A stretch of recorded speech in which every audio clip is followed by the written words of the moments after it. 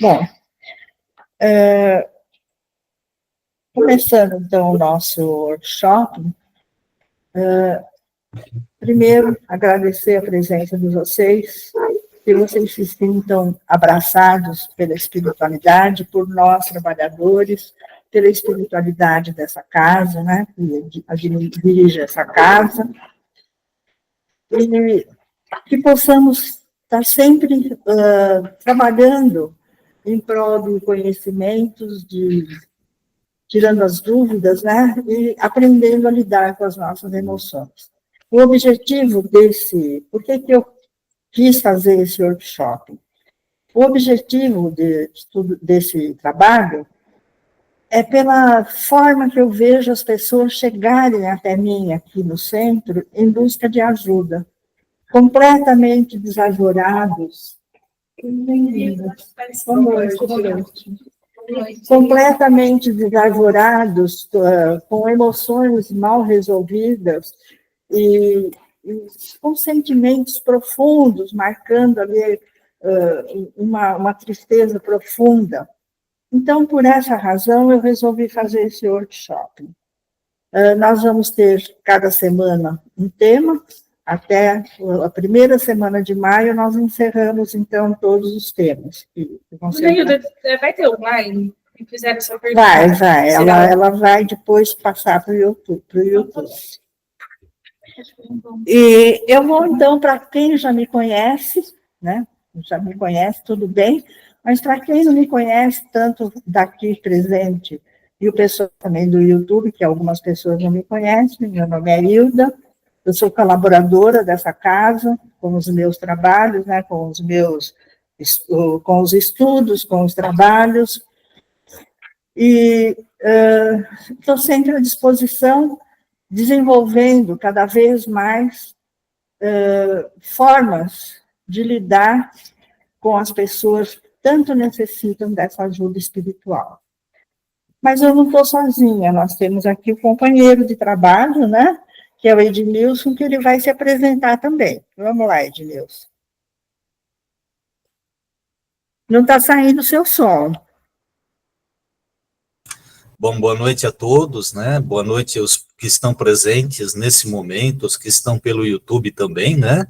Agradecemos muito a presença de todos. E meu nome é Ednilson, eu também sou colaborador da casa, né?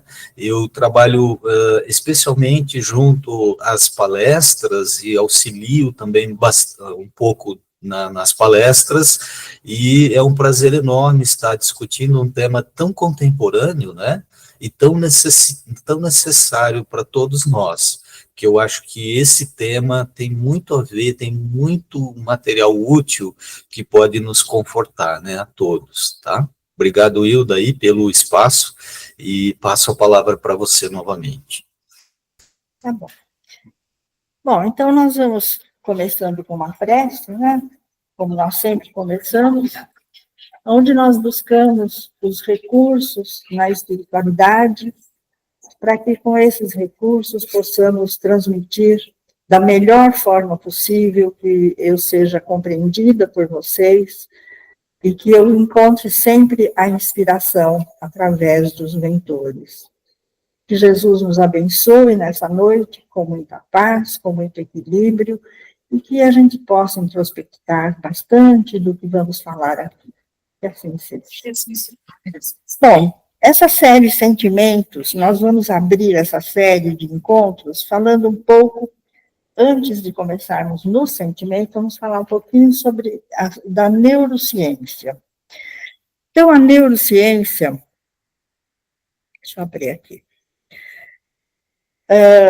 nossa, está tão pequeno aqui que eu não sei como que eu vou conseguir. Tinha que ser feito no outro computador.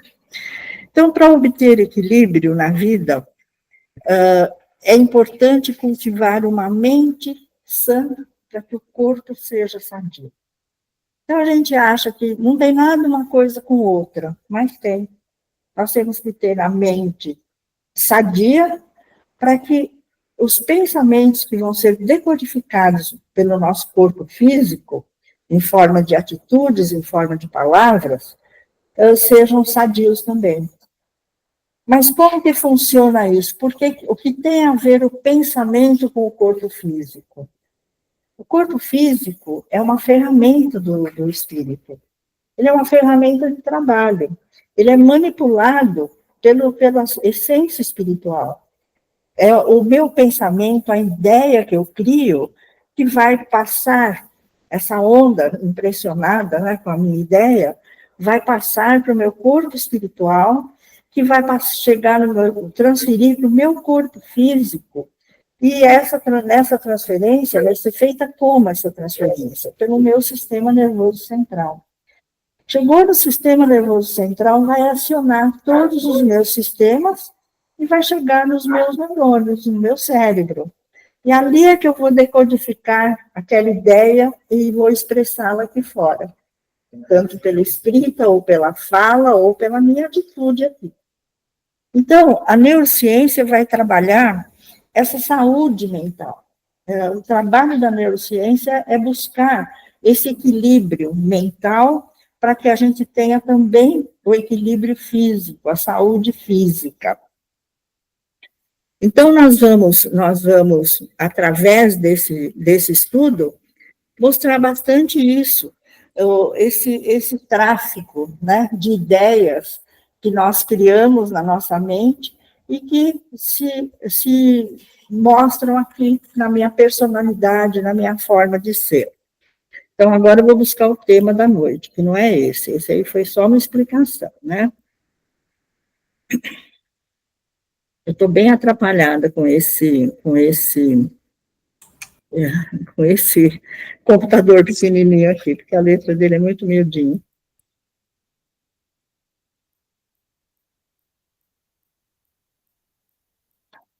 Bom, o nosso primeiro tema é a mágoa. E aí, como é que vocês lidam com a mágoa? Ninguém tem mágoa, tem? Ninguém tem, está todo mundo. Então, vamos lá. A mágoa.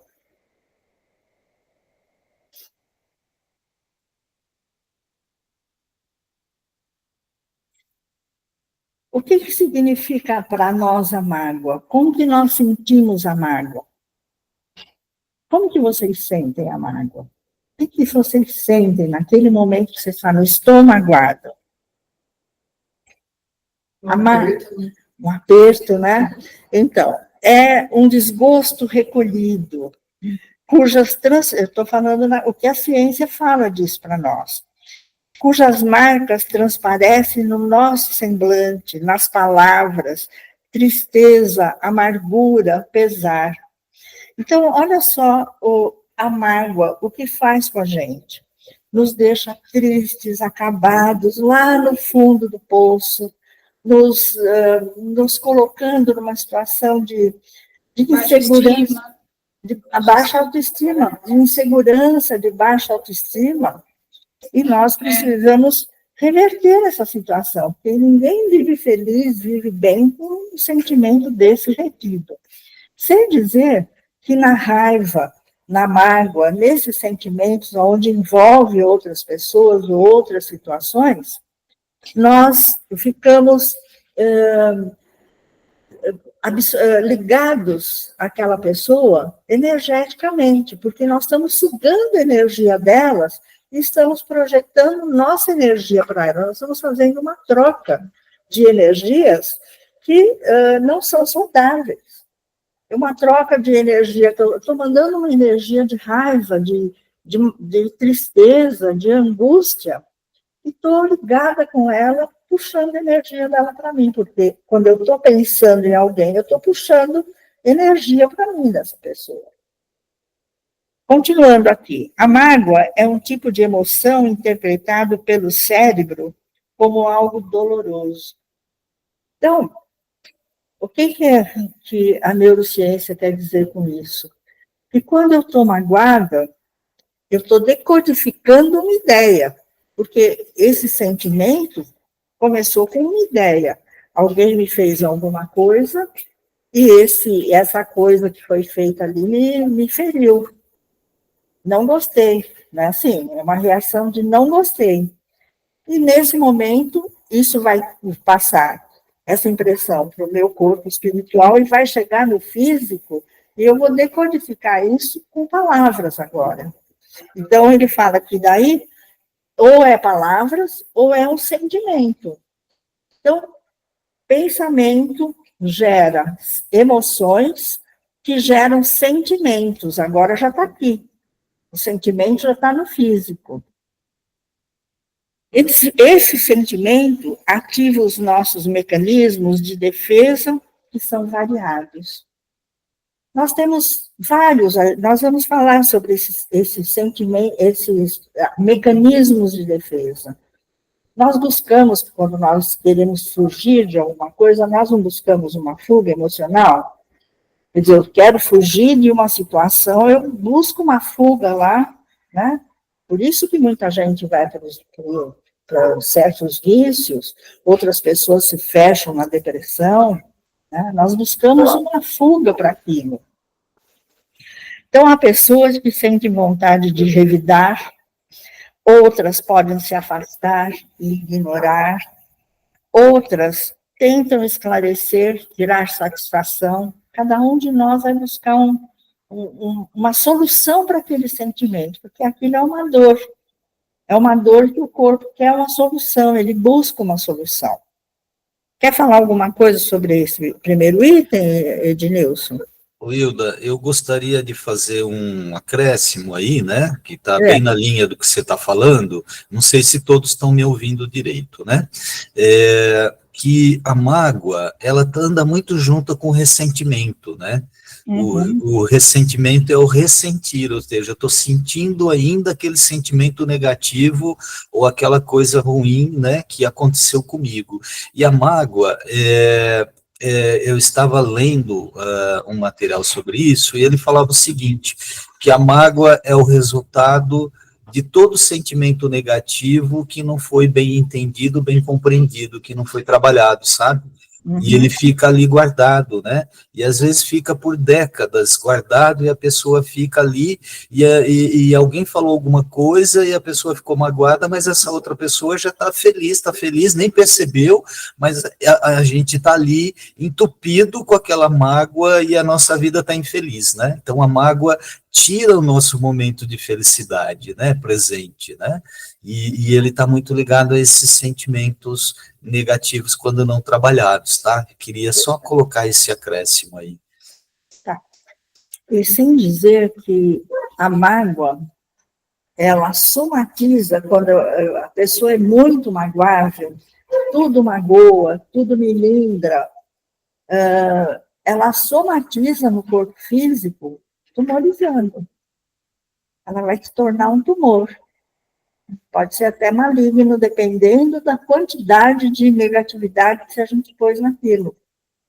O câncer é um produto da mágoa, uma consequência, vamos dizer assim, da mágoa. Depois nós vamos falar mais sobre isso. Deixa eu continuar aqui. Então, nossos sentimentos, emoções são ativados por diferentes situações em nosso cotidiano. A forma que nós reagimos a determinadas emoções está bastante relacionada ao contexto biopsicossocial que estamos envolvidos. Então, nós vivemos numa sociedade, num grupo. Cada um, nós somos todos iguais, mas somos individuais. Cada um de nós formou a sua personalidade. A gente pensa que a personalidade eu criei agora, nesta vida. Não, a personalidade eu fui criando desde que eu entrei no reino do homem, eu já estou trabalhando essa minha personalidade. Como que eu trabalho a minha personalidade? Como que se formou essa personalidade? Quando eu crio o meu pensamento, isso vai virar sentimento, vai virar emoções, e vai virar, aliás, emoções, sentimentos e atitudes.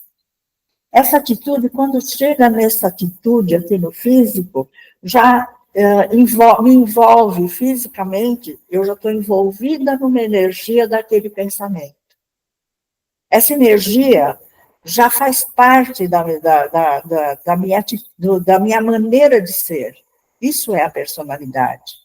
Então, se eu sou uma pessoa que está sempre brava, querendo vingança, sempre com raiva, irritadiça, eu vou padronizar no meu corpo físico esses padrões mentais. Vou padronizar esse pensamento, essa forma de pensar. E isso vai fazer parte do meu campo energético e vai fazer parte da minha personalidade. Eu vou mostrar aqui para vocês uma atitude agressiva, revoltada, aquilo que eu criei no meu pensamento. Nós somos o que pensamos, o que nós acreditamos, as nossas crenças são os nossos padrões mentais. Eu acredito naquele padrão mental e eu vivo aquilo. E assim a personalidade. Bom, agora eu morri, eu continuo sendo igual eu era, né? Até que eu me prepare para uma nova vida, uma reencarnação. E aí, eu vou jogar fora essa personalidade, vem outra personalidade? Não. Eu vou caminhando com esta personalidade que vai se moldando pouco a pouco. Cada encarnação, nós vamos, por exemplo, a criança com os pais ali, os pais vão tirando aquelas coisas ruins. Se eu trago uma personalidade revoltada, arredia, brava, né? O pai e a mãe vão começando a educar essa criança. Essa criança vai mudando ali na sua personalidade isso. E vai criando valores que a família vai trazendo para ela. Isso até a adolescência dela. A partir dali, ela caminha sozinha, ela vai trabalhar a sua personalidade.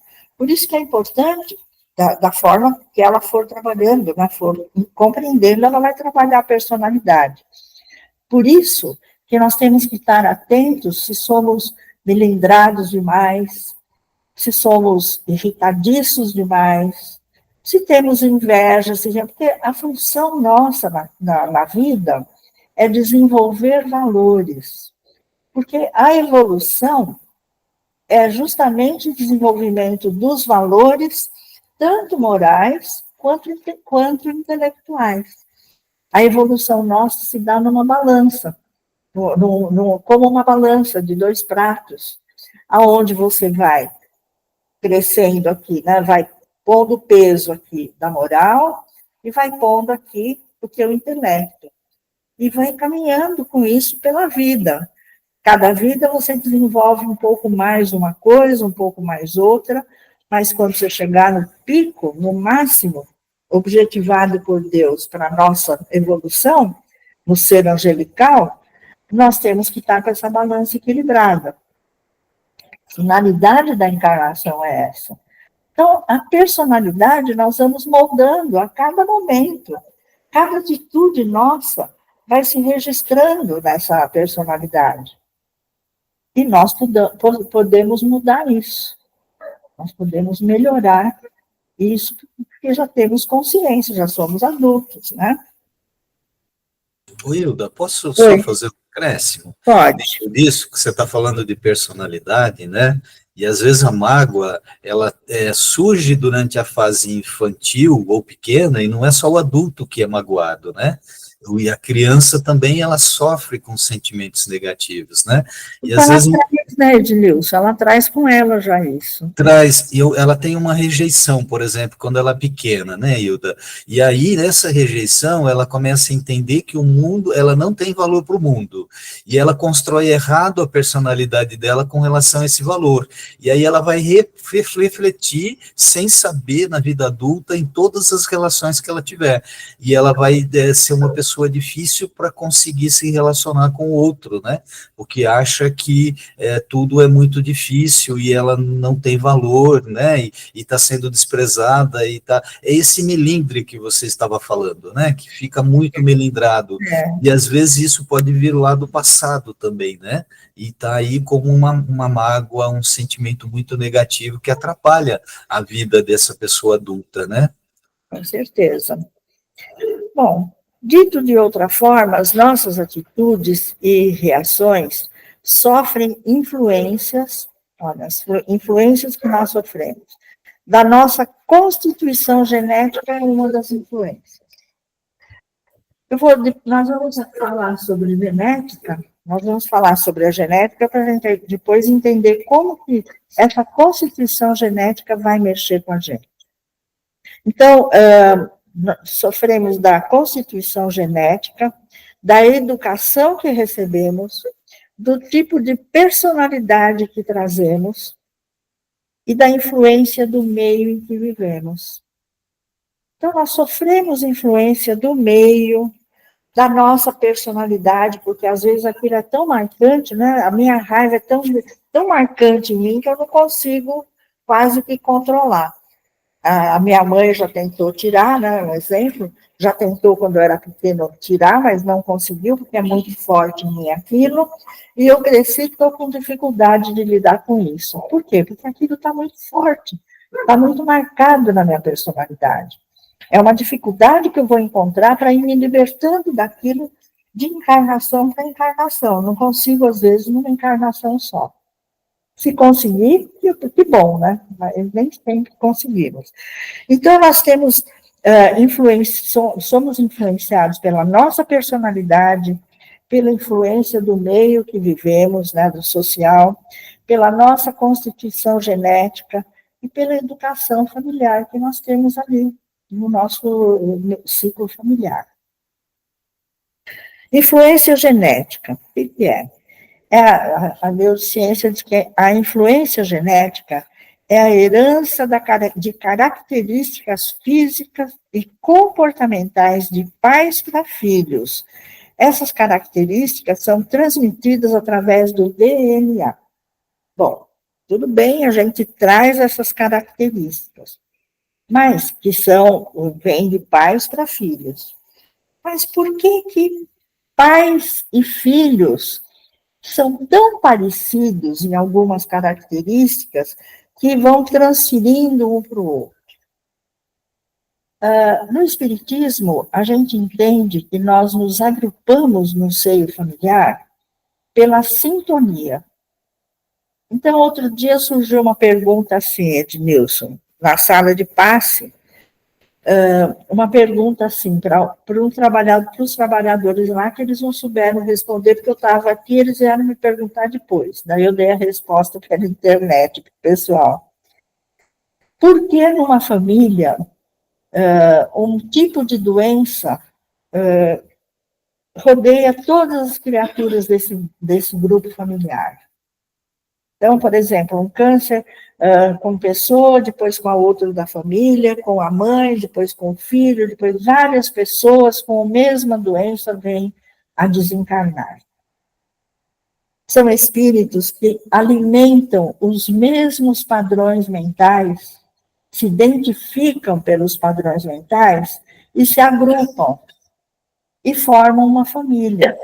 Nós, da nossa casa, nós não estamos trazendo para nossos filhos, para marido, para esposa, para filhos, aqueles seres desconhecidos para nós. Nós trazemos aqueles afins e aqueles que não são afins, que são antagônicos. É um grupo que se forma afins por pensamentos que se identificam, bons e maus, não são bons. E por sintonia antagônica também, porque nós atritamos com ideias. Então, é isso uma família, isso chama família. Por isso que é tão difícil, às vezes, você ter o pai, a mãe, os filhos, e o filho, um dos filhos se identifica mais com o pai, o outro mais com a mãe, o outro não se identifica com nenhum dos dois, né? Isso chama família. Por quê? Porque são os acertos. Nós viemos ali para promover esses acertos. E a gente encontra muitas dificuldades, muitas barreiras. E cada um, enquanto é pequeno, é fácil. Mas depois que cresce, se torna um igual a nós, um adulto igual. E nós vamos bater de frente. Né? E também uma coisa que eu percebo assim na idade, viu, Ednilson? Que, por exemplo, coisas que eu, quando era jovem, e minha mãe já idosa. Eu falava para minha mãe, poxa, mãe, mas a senhora faz umas coisas, não? Quer dizer, eu, discordando de alguma... E hoje eu me pego fazendo aquilo. É a genética. É a genética. Mas não é só genética, é que geneticamente nós somos parecidos porque nós somos espíritos que temos sintonia com algumas coisas. Ou é sintonia ou é antagonismo, nos aproximou e viemos na mesma casa. Né? Então, hoje ele pega, fala assim, poxa, mas eu reclamei tanto da minha mãe, hoje eu estou fazendo. Igualzinho. Igualzinho. Ah, você também já passou por isso, não? A gente vai vendo isso, né? Mas isso também é uma escola da vida, né? Você vai aprender. Bom, DNA é a sigla para um ácido, determinado ácido com nome bem complicado, uma molécula que contém as informações genéticas de todos os seres vivos. Então, todos nós temos esse processo em nós. Se quer falar alguma coisa, entra no meio aí, Edmilson. Não, pode deixar, mas está tudo ok, isso mesmo, tá? É o ácido desoxirribonucleico. Ele é o biólogo. Eu sou espírita, ele é o biólogo, mas ele é espírita também. Bom, então, a estrutura do DNA.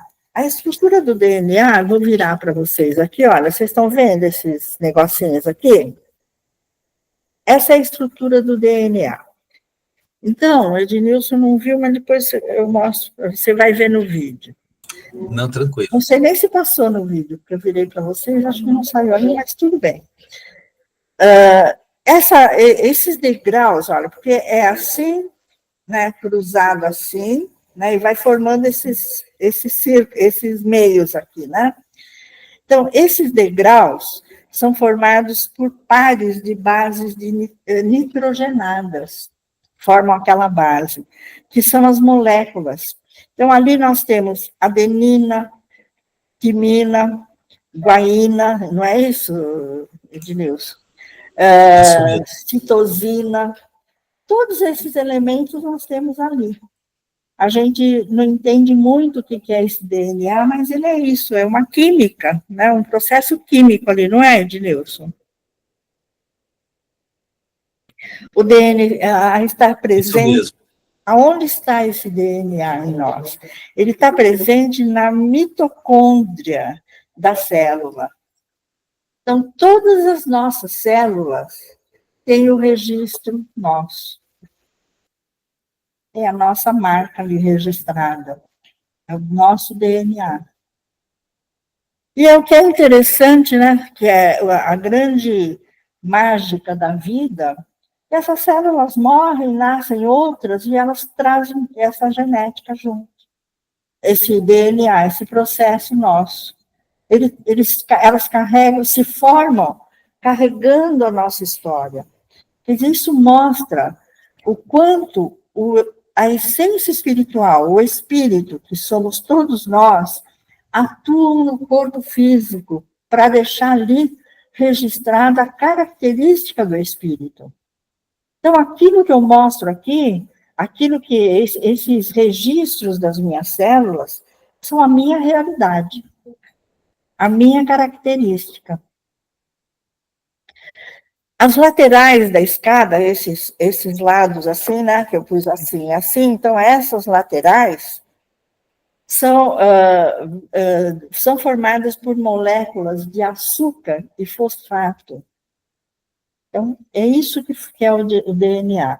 E a gente fica, quando fala no DNA, quem estudou, biólogos, médicos, né, para eles é fácil. Mas para nós que somos, né, nulos, né, não entendemos muito essa parte, a gente fala, mas onde fica esse DNA? O que é esse DNA? Por que esse DNA sabe tudo? Transfere de um para o outro, né? Eu já até morri, agora meu filho ainda tem meu DNA ali, ainda tem não sei o quê, características, ele não tem o meu, ele tem características do meu DNA. E por que está dentro da célula, né, Hilda? Está dentro da célula. Está em cada célula, né? Cada célula tem o meu registro. que se multiplica, e então ela precisa ter esse guia, né? Essa Exatamente. informação para se multiplicar igual, né? Essa transferência, né? É um meio de transferência. E daí a gente vê a sabedoria de Deus, né? Uma coisa tão perfeita que não se perde, né? Que é fantástico. A função do DNA. Qual é a função desse DNA? Ele determina as características individuais de cada espécie. Então, cada criatura tem uma característica registrada ali no seu DNA. Como, por exemplo, a cor dos olhos, o tipo sanguíneo, a altura. Hoje foi muito engraçado que eu dei uma geladeira que não funcionava mais para o pessoal que vende sucata, né? Ele foi buscar e ele era baixinho, não conseguia, os dois eram baixinhos que estavam carregando, não conseguia pôr em cima da Kombi. E ele falou, meu Deus, por que você não me fez um pouco mais alto? Estava no DNA dele lá, daí eu lembrei do DNA, falei, é culpa do DNA, que baixinho. Então, Ô, Hilda, e é tão interessante essa questão do DNA que está na célula, e ele contém toda essa combinação dessas citosinas, né, desses elementos, que eles até mediram o comprimento desse DNA, né? Numa única célula, ele tem 1,8 metros. Olha que coisa! 1,8 metros, né, de informação, né? Olha que interessante. Pois é. O DNA, então, ele vai determinar essas características. O DNA também é responsável por transmitir as informações genéticas de uma geração para outra. Então, ele que vai dar continuidade desse processo. E nós vamos, à medida em que nós vamos trabalhando a nossa personalidade, nós vamos modificando essas características e vamos passando isso. Por isso que a humanidade evolui. Por quê? Porque cada um que foi aprendendo foi modificando algumas coisas, alguma química do seu organismo, porque aí a gente viu que tem toda uma química, né? E essa química vai mudando e vai se transferindo, e a evolução vai caminhando nisso. Então, hoje, por exemplo, nós não temos mais aqueles seres primitivos da época das cavernas, né, daquele período. Por quê? Porque as coisas foram se modificando, foi evoluindo, foi crescendo e foram se transferindo de um para o outro, de civilização para civilização. Ô, Hilda, uma outra coisa que me chama a atenção é o seguinte, você falou de uma célula com material genético, né? Isso. E se a gente pensar no corpo humano, a gente tem muitos tipos de células diferentes com material genético que difere um do outro. Então, você tem a célula do pulmão, que tem um material genético diferente da célula do rim e assim por diante. E quando a gente pega todo o DNA de todo o corpo, a gente chama de genoma. Né? Que aí tem o sequenciamento do genoma humano, né? Quer dizer, sabendo toda a informação humana, né? Então a ciência já tem essa informação, né? E é interessante, Ednilson, que cada célula que forma os nossos órgãos, o conjunto de células que forma determinado órgão, ele vai ter as informações para que os nossos pensamentos, a nossa ideia, né? Vai ativar aquele processo para a vida. A essência espiritual vai atuar de uma forma nessas células que elas vão trabalhar de acordo com a necessidade daquele órgão que eu preciso dele sadio. Quem adoece os órgãos somos nós, são os nossos pensamentos, né? Ou a nossa vivência que vai com o tempo desgastando, vai estressando, nós vamos ficando idosos, vamos ficando mais lentos, a nossa química em geral é mais lenta, né? A gente vai se tornando mais devagar, o organismo vai trabalhando menos, com mais lentidão, tudo é um processo. Mas a gente entende que, como essas células têm informações, cada grupo de célula registra um processo de informação para o funcionamento dela, para quando esse órgão é ativado para uma função do trabalho, né, que ele tem que trabalhar no teu corpo, eles trabalham com funções diferentes, né? A parte digestiva tem uma forma de trabalho, o teu coração tem desenvolve outro trabalho, são formas diferentes. É assim, Ednilson, que funciona? Opa, isso mesmo, Hilda, certinho. Então, tá bom. Então, o DNA é fundamental para a compreensão da biologia molecular. Então, vamos lá, vamos puxar mais um slide. O DNA foi descoberto já há muito tempo, 1800, mais ou menos, 1869. Mas a sua estrutura foi descrita só em 53. Olha o tempo que demorou para esse estudo, para chegar Oi? Quase 100 anos. Quase 100 anos. Olha o tempo que eles levaram pesquisando, estudando, para chegar a todas essas conclusões. As nossas atitudes, reações, sofrem influências também. Do quê? Quais são as influências que nós sofremos aqui nas nossas mudanças de atitudes, nas reações que a gente tem sobre essas influências, né? Por exemplo, da educação que recebemos. Os cientistas descobriram há muito tempo que a genética influencia de alguma forma as nossas escolhas de amigos e até de parceiros amorosos. Olha que interessante. Seja bem-vindo aí. Até de parceiros amorosos. Você sabia disso, Ednilson? Com certeza Não, sabia, né? Porque é biólogo. não, mas isso não tinha essa informação. Não tinha? Não, muito, muito interessante. Então, eu achei interessante, pus aqui, porque eu falei, poxa, até nisso a gente tem influências da educação que recebemos. E, às vezes, também a gente tem uma tendência, a educação, para tirar a gente daquilo, né? Não serve para você. Assim que os pais falam.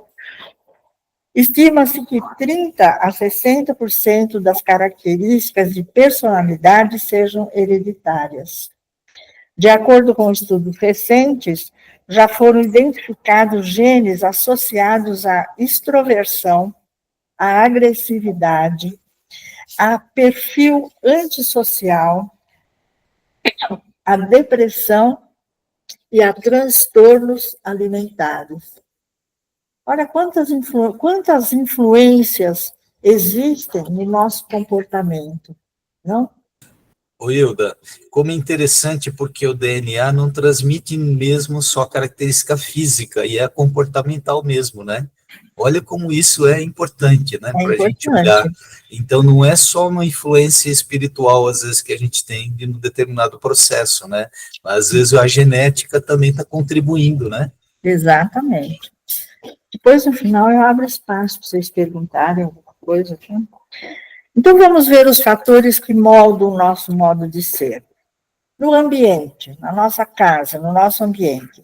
O que define nossa personalidade nos genes do ambiente, na parte genética ou ambiental. O contexto em que se nasce, contexto onde você cresce, vive, é fundamental para definir se seguiremos ou não as tendências da personalidade. Aqui ele está falando que no ambiente caseiro, no ambiente familiar, você vai ter a possibilidade de mudar muita coisa. O espírito vai ter essa chance. Por isso que eu falo sempre, a atenção dos pais com a criança enquanto é pequena, porque ela precisa ver essa criança se movimentar, se agitar, mexer, tirar, quebrar, arrumar, sei lá. Precisa ver qual é a personalidade dessa criança. Porque é só vendo ela se expressar pela casa que eu vou saber que personalidade tem. Será que ela gosta de tirar coisas escondido?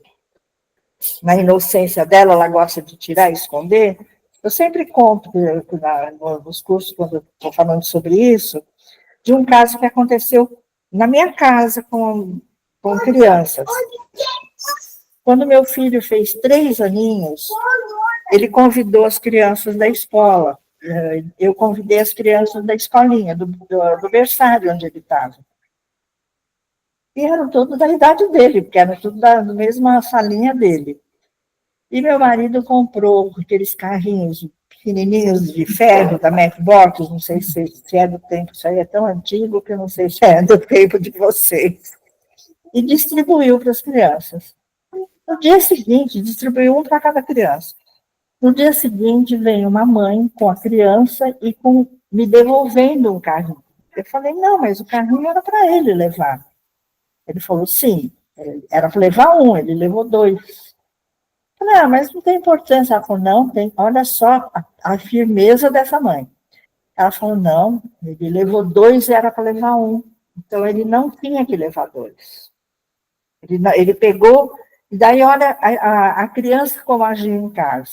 Chegou em casa, não queria tomar banho, para não tirar a roupinha. Queria dormir com aquela roupa. E a mãe falava, você está sujo, está suado, precisa tomar banho, precisa trocar. Não, berrando, não quero, não quero, não quero. E segurando os bolsinhos. Ele não queria que a mãe tirasse a roupa para não ver que ele tinha um carrinho a mais. 3 aninhos. Já veio com uma personalidade. Hoje, essa atitude da mãe foi tão positiva que hoje ele é um advogado de nome lá em São Paulo, não vou falar o nome para não comprometê-lo. Mas a gente brinca com ele, né? Quando encontra ele, fala, olha, você escapou de ser ladrão de carro. Podia estar do outro lado, né? Não advogado. Pois é, falei, você se livrou. Porque tem uma mãe que estava atenta, né? E cortou a mania logo cedo. Então, vem na personalidade.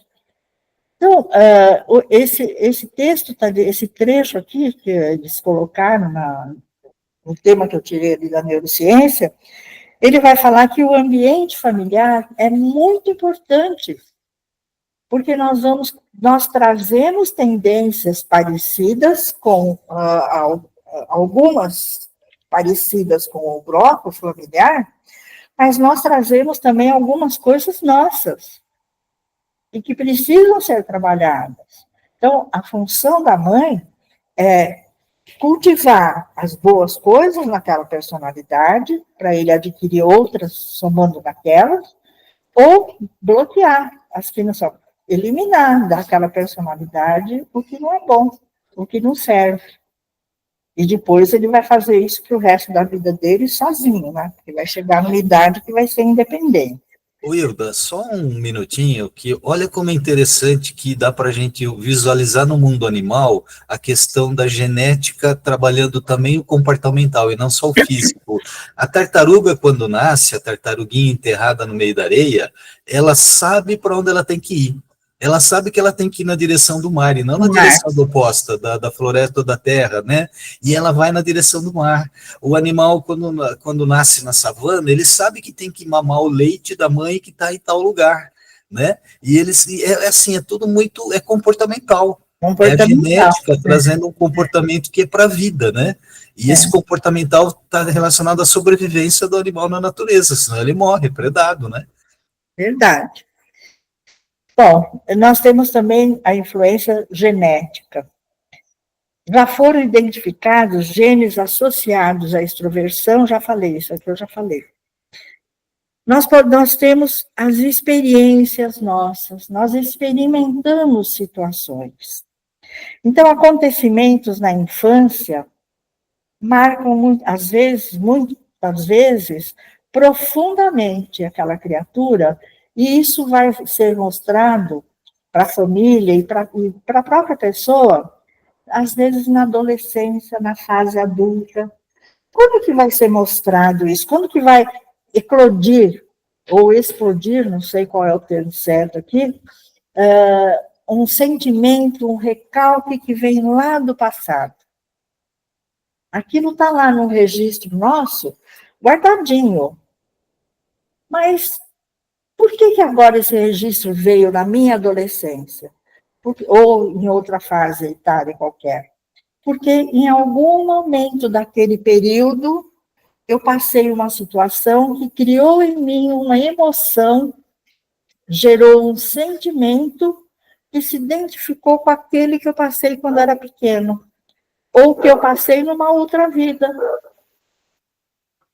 Não foi a mesma situação, a situação não foi igual, mas gerou o mesmo sentimento, a mesma emoção. Os processos obsessivos também se dão assim. Eu estou mesclando um pouco com o espiritismo, porque nós estamos numa casa espírita. Então, mostrando que a ciência espírita, que o trabalho da codificação, antecipa quase que, de uma certa forma, a ciência. Porque os espíritos vieram nos trazer todos esses conhecimentos em 1850 e pouco, né, 53, 57. E a gente vai vendo a ciência descobrindo essas coisas hoje. Então, o espiritismo vai mostrar que nós temos uma característica, uma personalidade que vai transmitindo, que vai caminhando, né, no processo de autoconhecimento, de aprendizado, que vai evoluindo. Mas vai também nos falar que a educação que nós vamos ter na nossa casa vai nos conduzir de uma forma mais fácil, mais conquistar situações mais... resolver situações mais complicadas com maior facilidade. Por quê? Porque nós vamos criando uma base na educação, uma base familiar. Tudo isso vai formar a nossa personalidade, vai formar vai somar na nossa genética, vai mudar aquilo que não está bom na nossa genética e vai mudar, e assim nós vamos evoluindo e transferindo isso na genética para os que vêm. Então, não é só na minha casa que eu aprendo. Não, eu aprendo ali na minha casa, eu passo experiências na minha casa, eu passo experiências na sociedade, fora de casa, eu passo experiências na minha escola, onde eu sou educado, né, educado intelectualmente. Vamos separar, porque as pessoas acham que a escola vai educar também moralmente. Não, a escola é o intelecto e a casa é a moral. Então, esse conjunto é que vai fazendo o ser ir crescendo e se desenvolvendo. Mas nós somos ainda muito seguidos, vamos dizer perseguidos, não é o termo certo, mas eu vou usar esse termo, pelos nossos registros. Por quê? Porque nós ainda somos muito magoáveis, melindrosos, ainda temos muito ativo em nós os ciúmes, a inveja, a vaidade, o orgulho, e isso criam situações emocionais em nós que podem abrir registros lá do passado. Então, eu estou aqui, já passei 60 anos e estou bem.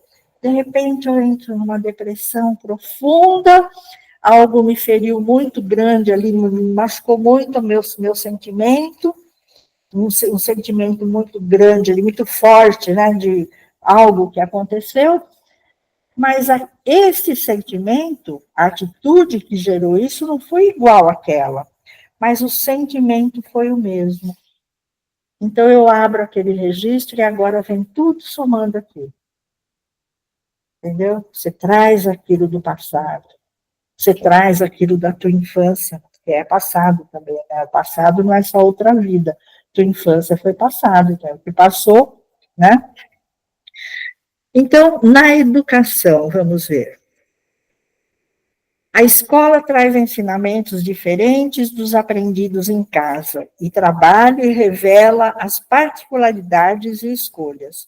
Integrada ao desenvolvimento mental e somada à realidade da criança, a cultura influencia na sua identidade, na sua conduta futura e na sua adaptação social.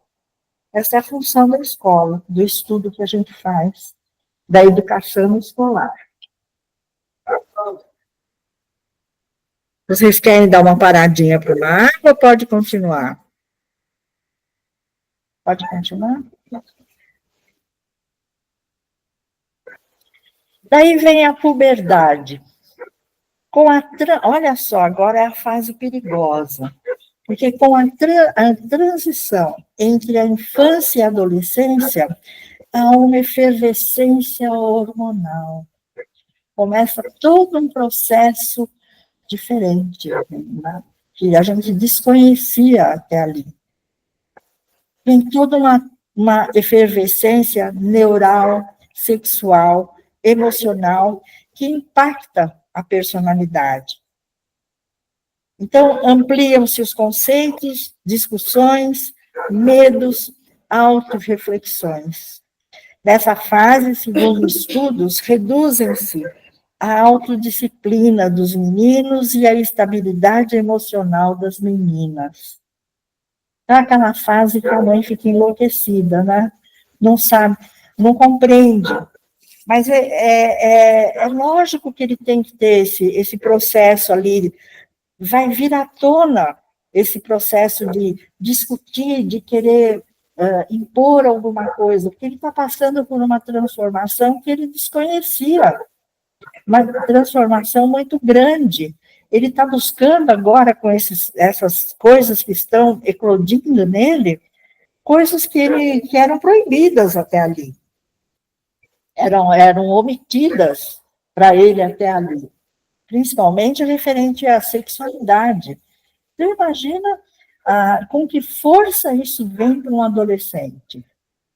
E daí a gente não entende muito bem, né? Começa a implicar com tudo isso e fala que ele é aborrecente. Não é aborrecente, ele está explodindo tudo aquilo nele, ele não está se compreendendo mais, ele não está entendendo bem o que ele pode, o que ele não pode, até onde ele pode usar essa força e quando ele deve parar com aquela força, diminuir, segurar um pouco aquela força. Isso é adolescente. É uma transformação mental e física, né? Porque no adolescente ele mexe todo o físico, né? Exatamente. Mulher, né? Exatamente. Quer falar alguma coisa? Você que tem seus filhos aí, você tem um vindo para a adolescência ou não? Não, tem sim, mas realmente é isso, é nesse processo que caminha mesmo, né? Toda essa confusão, né? Exatamente. E daí, chega na adolescência, lá, começa a crescer mais um pouco, e daí ele começa a criar o estilo de vida dele. Essa é a nossa história, né? O estilo de vida. O que é esse estilo de vida? Hábitos atuam diretamente no DNA. As alterações podem ser repassadas para os nossos filhos. Olha só. Uma coisa vai caminhando para frente. Daí o termo epigenética. Estudos publicados na revista Nature mostram que dependência em drogas e alcoolismo modificam o genoma e aumentam, eu preciso falar isso para os adictos, que eu trabalho com eles aqui, preciso mostrar isso, isso mexe com o genoma e aumentam a suscetibilidade ao vício hereditário em até 60%. Olha só, a gente acha que isso só mexe no líquido físico, leva você assim no estado de fantasia, né, momentaneamente, mas não sabe o estrago que isso faz no corpo inteiro. Porque quando você cria uma ideia de usar um determinado elemento, você vai transferir isso para o corpo físico, através do sistema nervoso central, porque essa ideia é uma onda que você impressionou. Só vai ser decodificada no teu corpo físico, para você sentir a necessidade de ir em busca daquilo, de movimento, de ação, né? E nesse ponto, você vai ativar o seu sistema nervoso e vai ativar todos os outros sistemas. Praticamente você vai viciar todas as suas células. Por isso que a abstinência é tão ruim, é tão difícil. Por quê? Dá um tremor no corpo inteiro quando você resolve parar com aquilo, porque as células pedem. E para o resto da vida, se você não estiver atento, elas vão pedir. E você contaminou tudo. Você destruiu neurônios. Dependendo da quantidade que você usa, você pode ficar até meio abobado. Depende de cada resistência, de cada pessoa, lógico, mas tem todo... E é isso que ele está falando. Nós vamos criando hábitos que muitas vezes não são salutares para nós. E é aí que nós temos que tomar cuidado. Quer falar alguma coisa, Ednilson? Não, Hilda, tranquilo. Hilda, eu só terei um compromisso, não posso ficar até o final, tá? Ah, você falou. E aí, então, eu tenho um momento que eu preciso sair, tá bom? Sem problema. Obrigado. Como nós desenvolvemos a nossa personalidade? Eu já falei um pouco desse lado espiritual que a gente conhece aqui no céu, na casa com o estudo espírita. Cada personalidade segue um padrão recorrente e estável, mas isso não quer dizer que seja estática e imutável. O que vocês entenderam disso?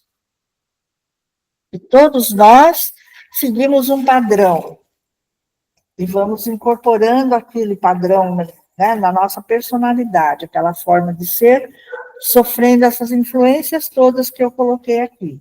Da escola, da família, da sociedade, enfim, tudo isso. Mas ele fala uma coisa muito boa para nós. Nós podemos mudar. Isso não é imutável em nós. Não é estático. Você quer falar alguma coisa?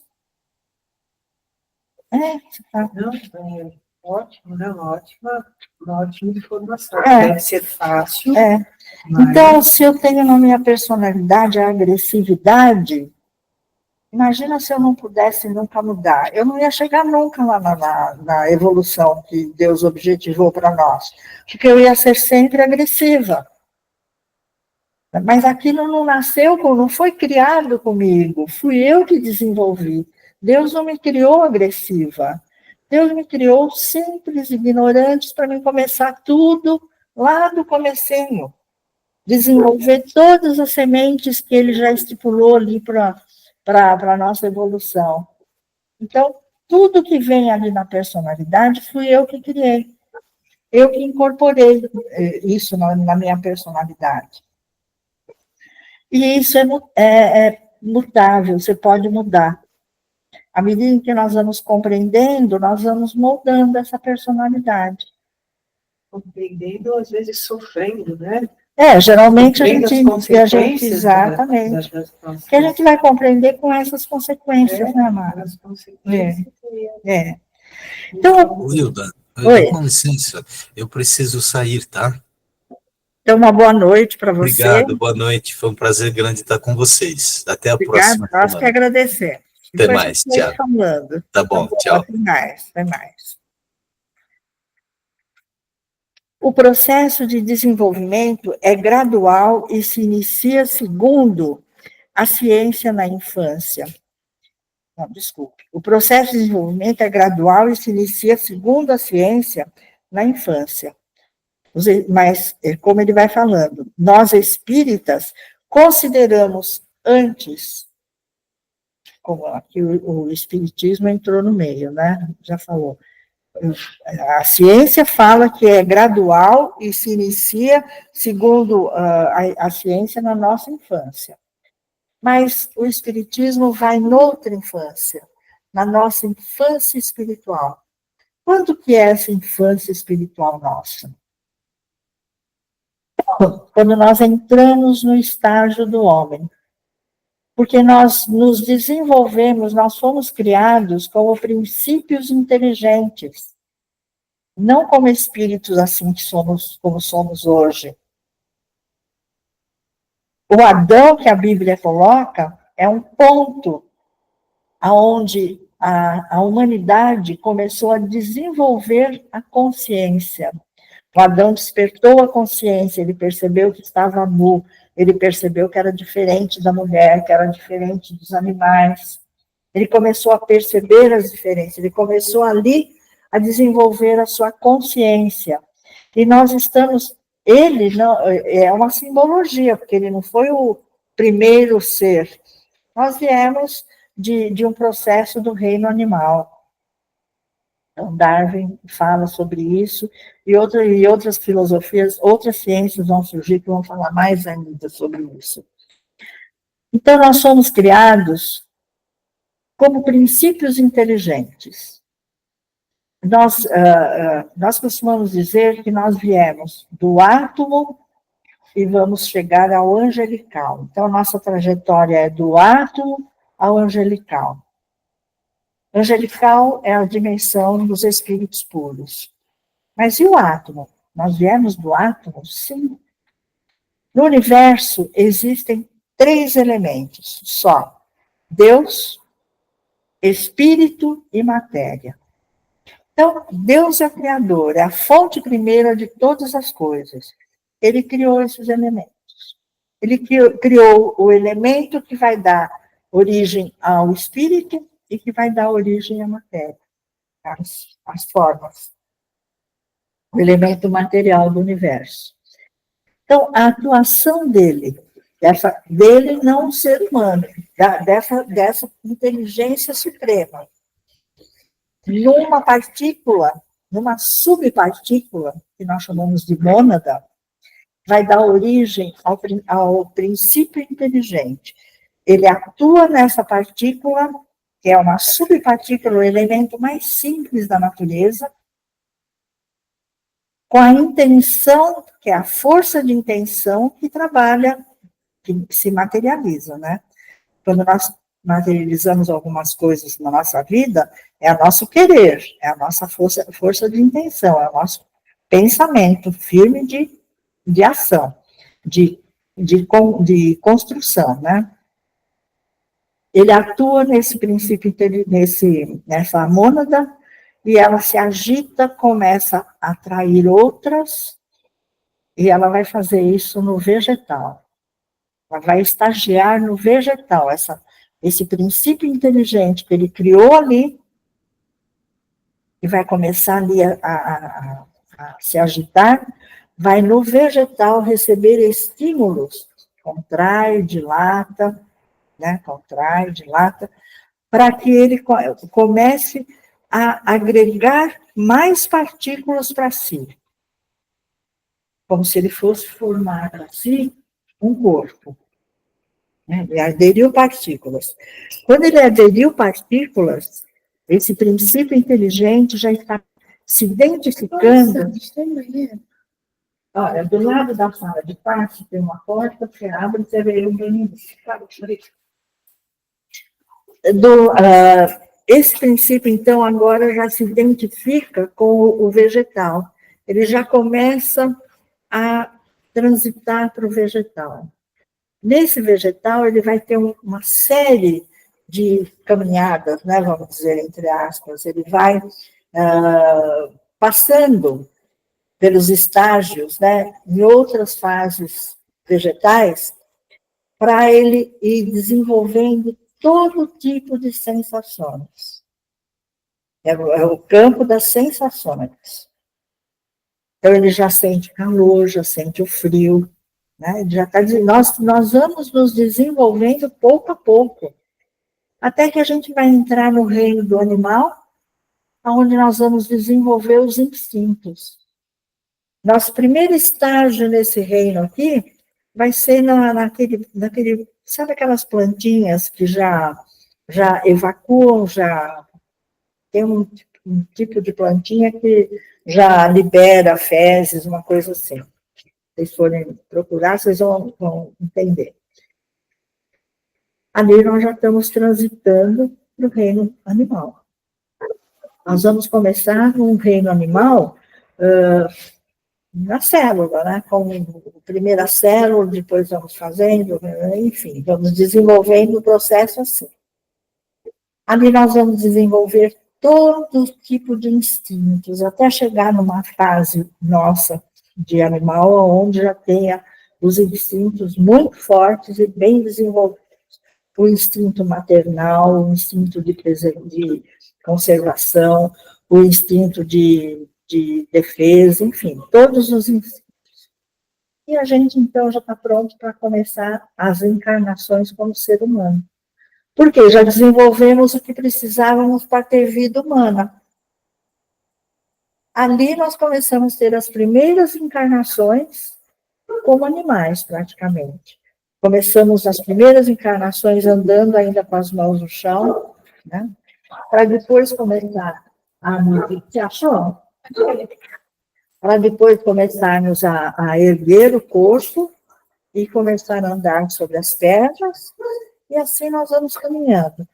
Algumas encarnações ainda levadas pelos instintos, sem registrar nada, sem guardar no consciente, né? sem essa consciência, apenas com a inteligência. E até que chega um ponto que desperta a consciência.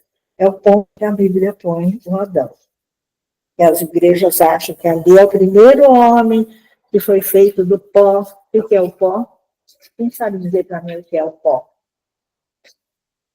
Você está fazendo o livro dos Espíritos. Não chegamos nessa parte.